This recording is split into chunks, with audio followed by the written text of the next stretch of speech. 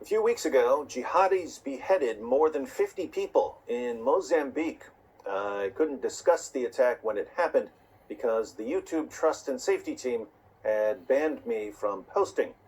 But while social media censors were busy silencing critics of jihad here in the US, jihadis were busy slaughtering people in the name of Allah.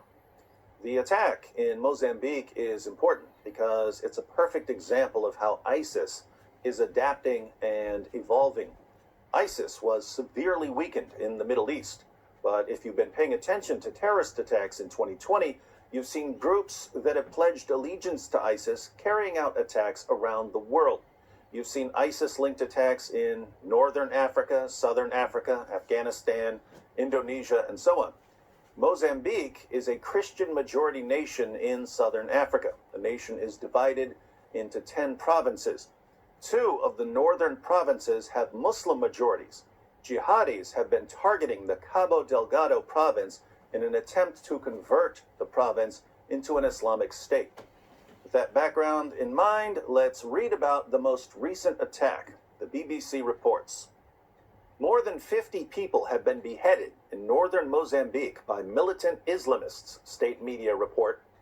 The militants turned a football pitch in a village into an execution ground where they decapitated and chopped bodies, other reports said. Several people were also beheaded in another village, state media reported. The beheadings are the latest in a series of gruesome attacks that the militants have carried out in gas-rich Cabo Delgado province since 2017.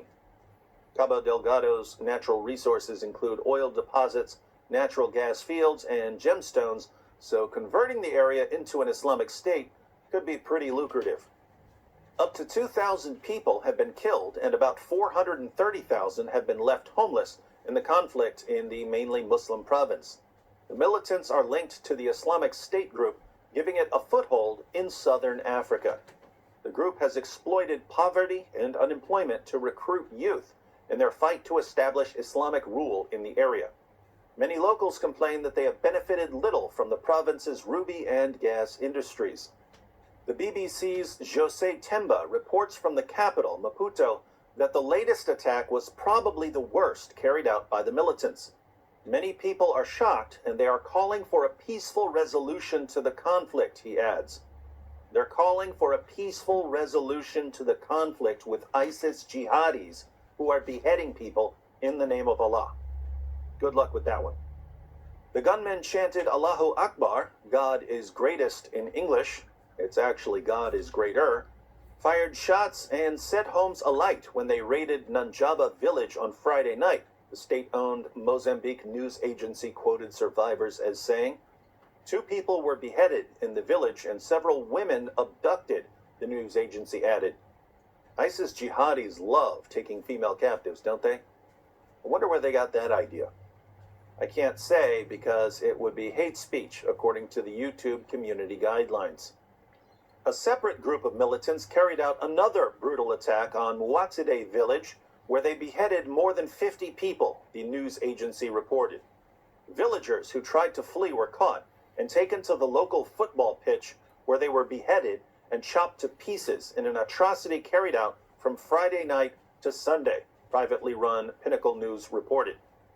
Mozambique's government has appealed for international help to curb the insurgency, saying its troops need specialized training. I'd call that an entirely reasonable request. We saw years of death and carnage when ISIS took over an area in the Middle East. We do not want to see what happens when ISIS takes over a province in Mozambique. In April, more than 50 people were beheaded or shot dead in an attack on a village in Cabo Delgado, and earlier this month, 9 people were beheaded in the same province. Human rights groups say Mozambican security forces have also carried out human rights abuses, including arbitrary arrests, torture, and killings during operations to curb the insurgency. And that's one of the problems ISIS causes. It eventually produces a violent, sometimes brutal backlash against it, and there are always people caught in the middle. So, ISIS jihadis have been targeting a specific natural resource-rich province in Mozambique for the past 4 years. and they seem to be gaining momentum.